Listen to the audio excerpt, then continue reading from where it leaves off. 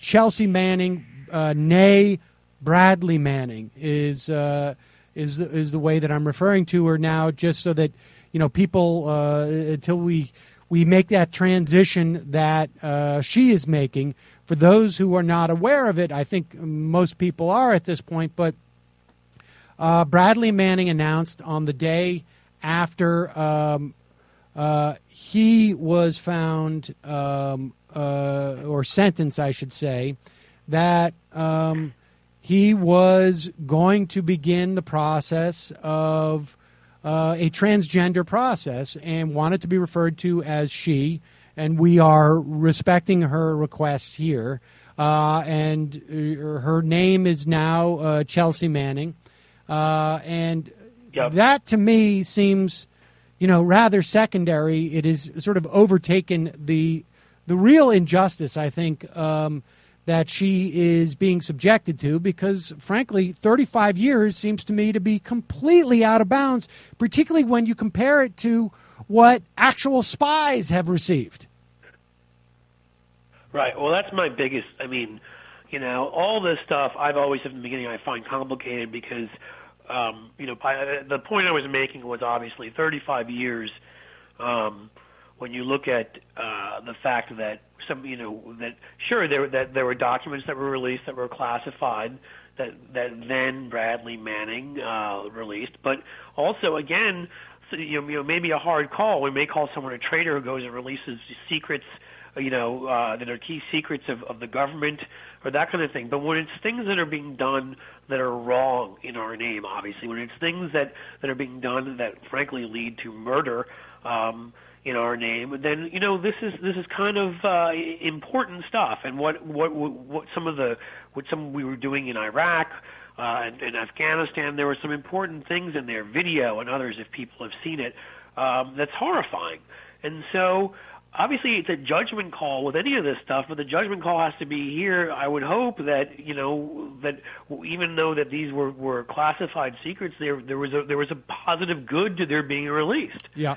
And so when you balance that versus Dick Cheney and you and Addington, and the torturers and others who are still allowed to exist in public life as opposed to having ever been held accountable for their actions.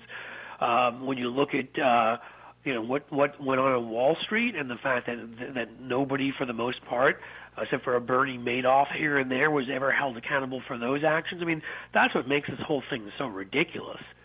It's sort of like you just sort of sit here and you just, the whole, the democracy is sort of based on justice. It's based on the principle of, where you're of laws and not of men or women for that matter, and that laws are applied equally, and it's just quite clear that they're not here.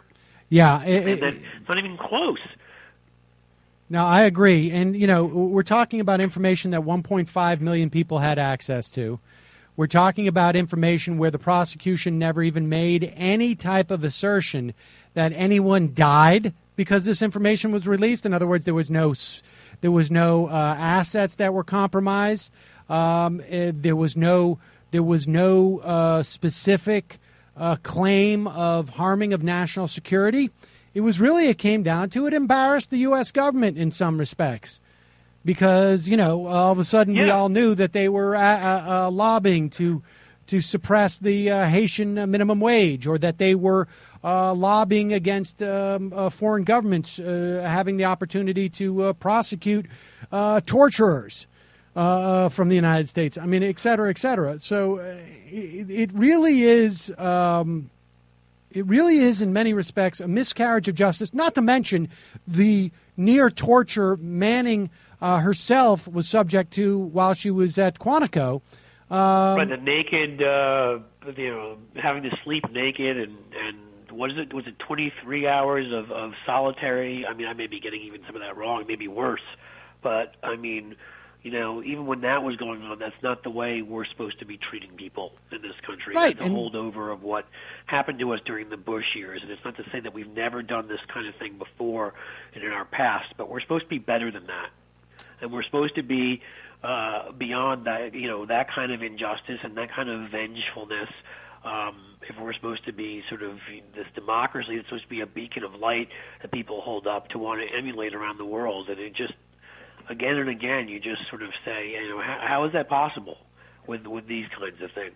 How is that possible? And I mean, obviously, that's the sort of looking at it from a macro point of view. But from a micro point of view, we tortured an individual.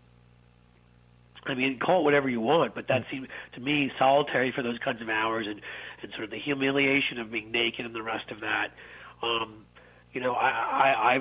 worked with a coalition in the past, a couple of years ago, that was trying to prevent sort of prison rape.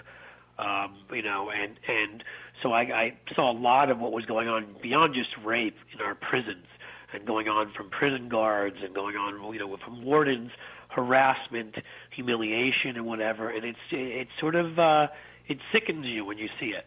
If you believe in what we believe in, what you hope we all believe in, it sickens you when you see it. And just and so this is sort of along those lines, and it just, I don't know. I don't know how you can be an American and wake up and sort of believe in the ideals of this country and not have this bother you. And we should say, Daniel Ellsberg was his case was never fully adjudicated. It was a mistrial because of government malfeasance, and so that's right. why Daniel Ellsberg is walking around today. All right, let's. They haven't broken. They broke into a psychiatrist's office, yeah. which they didn't even need to do. I mean, that was sort of the hallmark of the Nixon folks, doing things they didn't need to do and then getting into trouble for them. Indeed.